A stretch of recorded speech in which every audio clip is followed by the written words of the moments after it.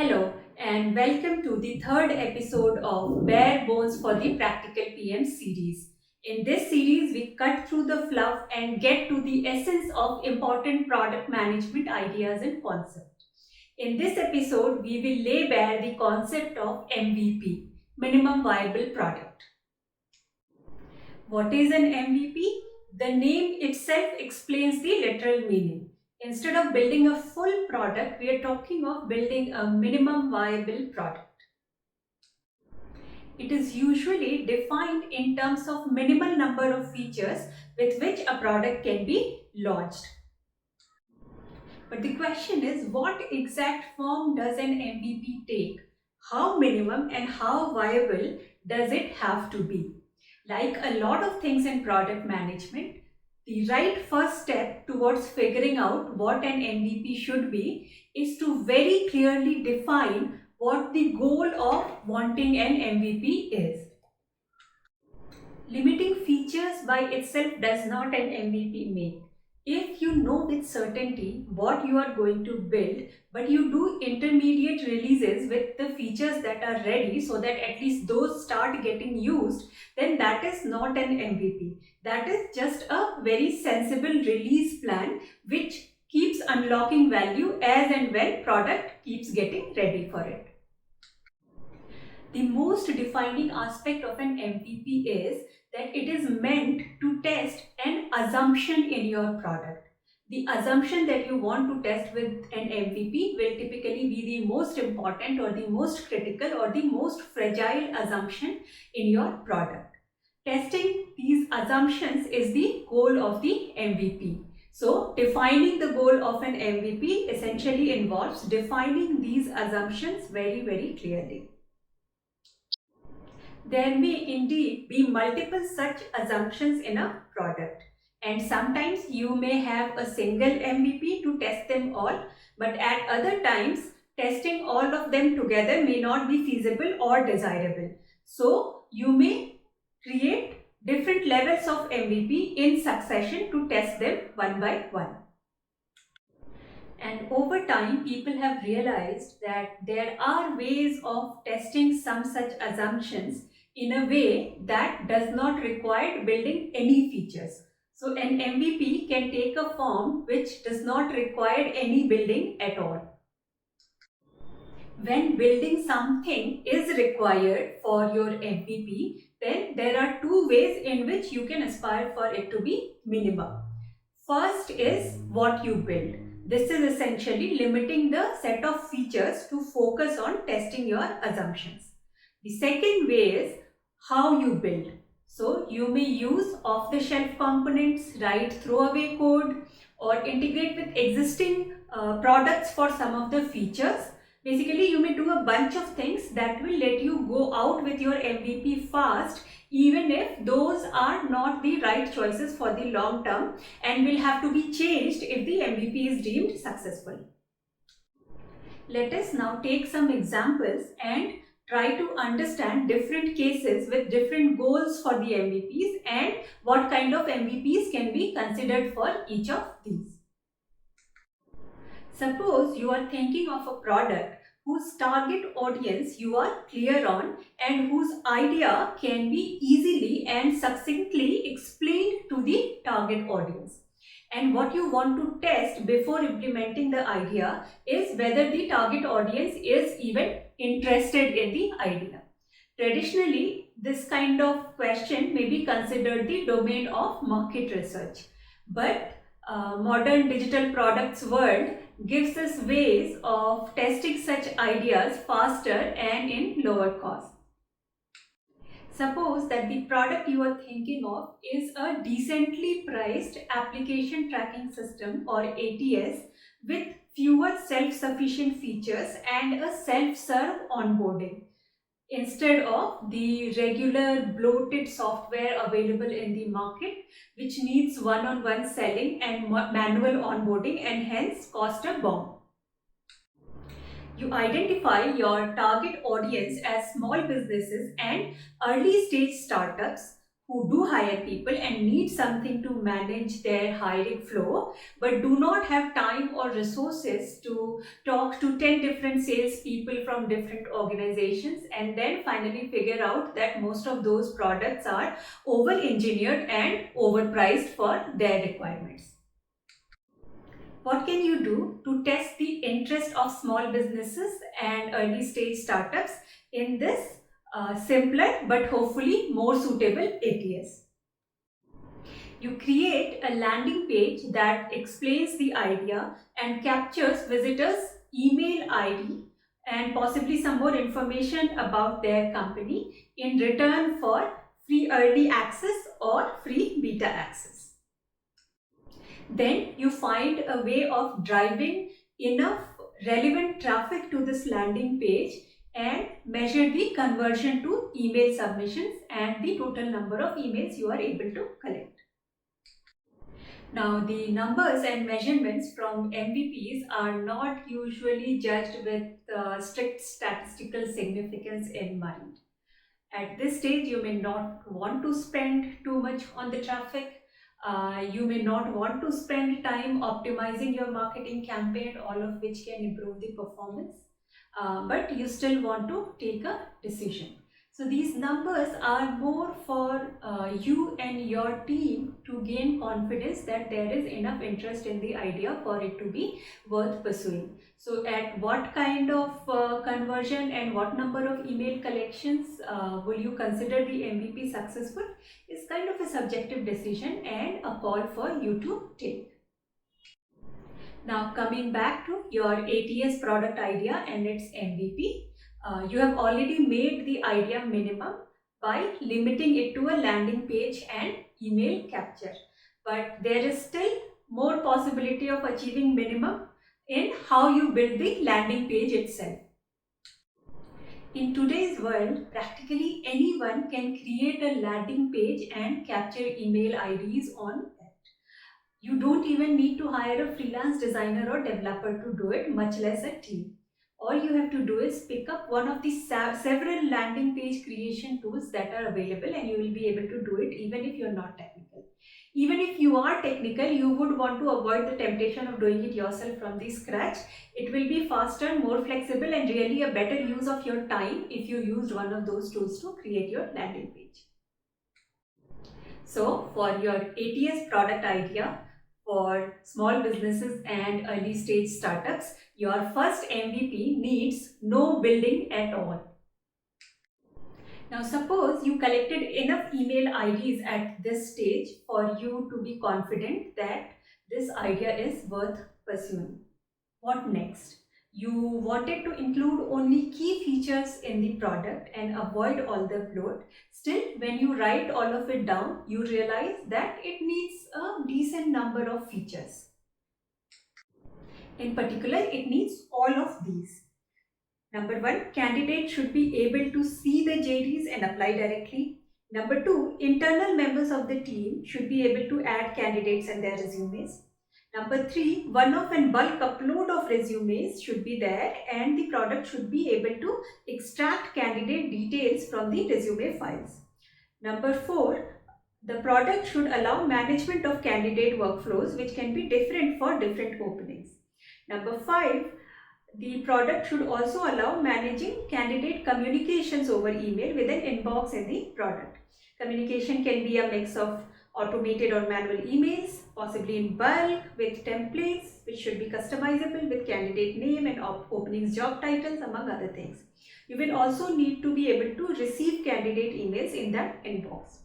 Then number 6, you will need to be able to manage different levels of access for internal team members. Number 7, you may need to manage access for external recruiters who should be able to do only limited number of things only for the candidates that they have brought in. And finally, you should be able to send and schedule tests, assignments and interviews through the product. Interview assignments should be synced with interviewers and interviewees' calendars. Now, what do? Do you go ahead and build this entire thing out in one go, or are there still assumptions in the product that you would do better to test? Well, there is at least one assumption in the product at this stage. That is, that your small businesses and early stage startups will pay for an ATS, even a price that you have considered reasonable. Your first MVP did not really test for this. Even if you collected some sort of intent to pay, it's not really a very strong indicator until people have actually made some payment. So, what will your MVP now be? This time you would want to come up with a set of features with which your target audience will, number one, use it, and number two, pay for it. At this stage, user insights, research of what their current options are and what would make the biggest impact on improving their current state of affairs, and ultimately the art, that is product sense, has to come into picture.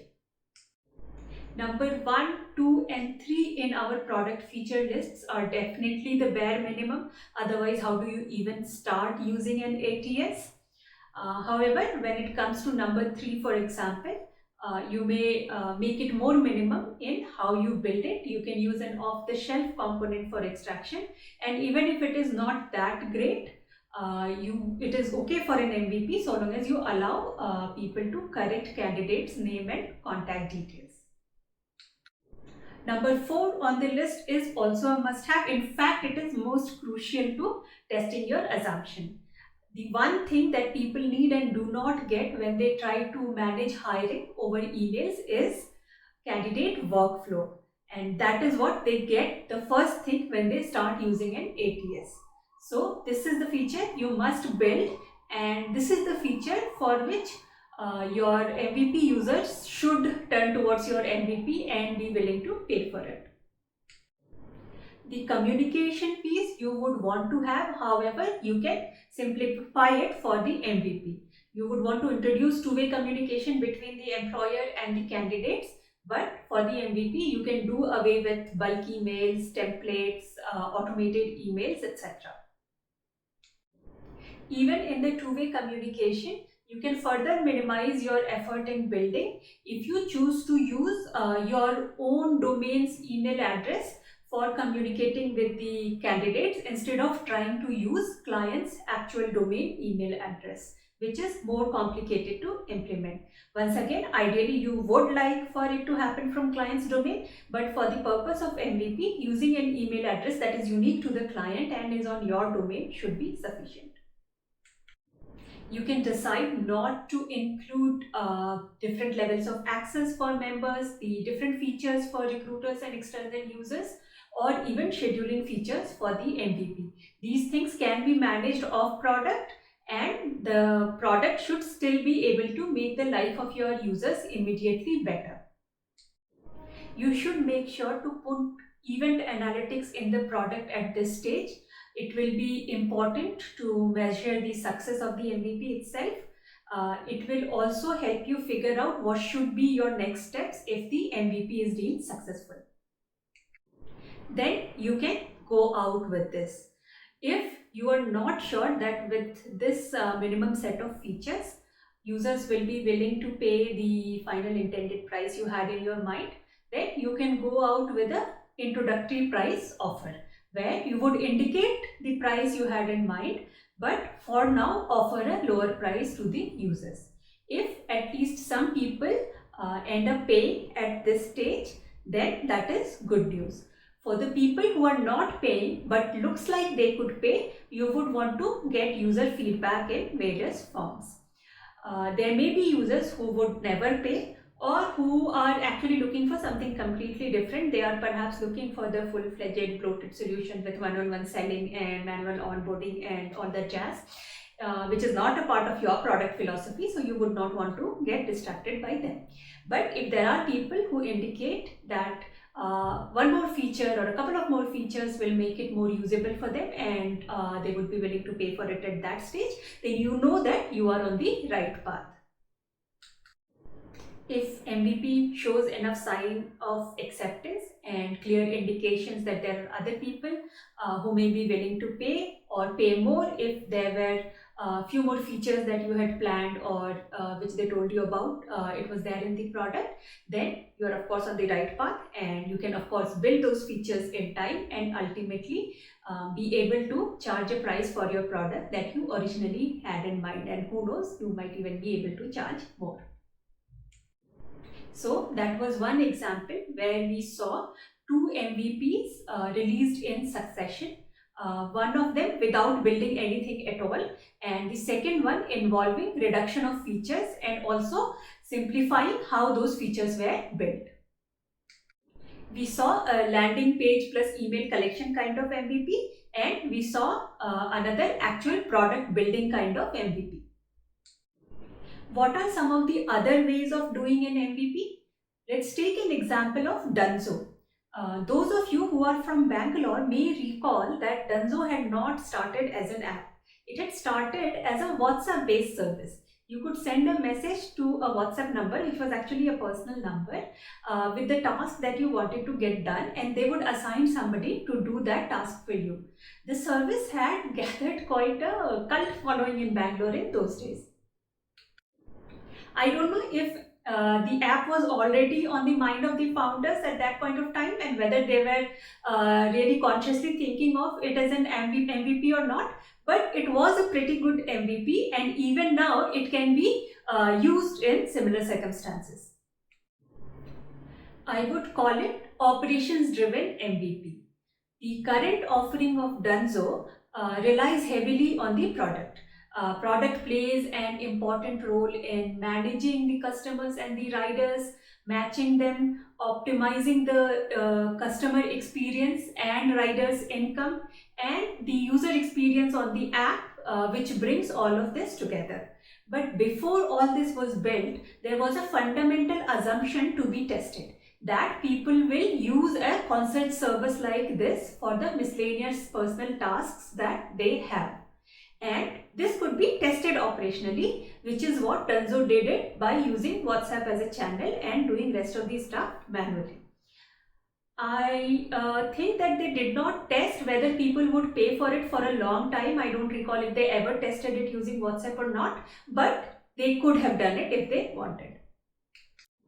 Anytime your product is actually supposed to deliver a service where product will play an important role in optimizing the experience, at least at scale, but where the ultimate user value add comes from an offline activity, such a product can potentially have an ops driven MVP. Just do it manually in the beginning.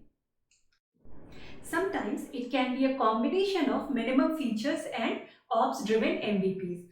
What you would do in such cases is expose some of the features to the users, but the stuff that is supposed to happen through automation or even intelligent product in the background can happen manually without the users necessarily knowing about it.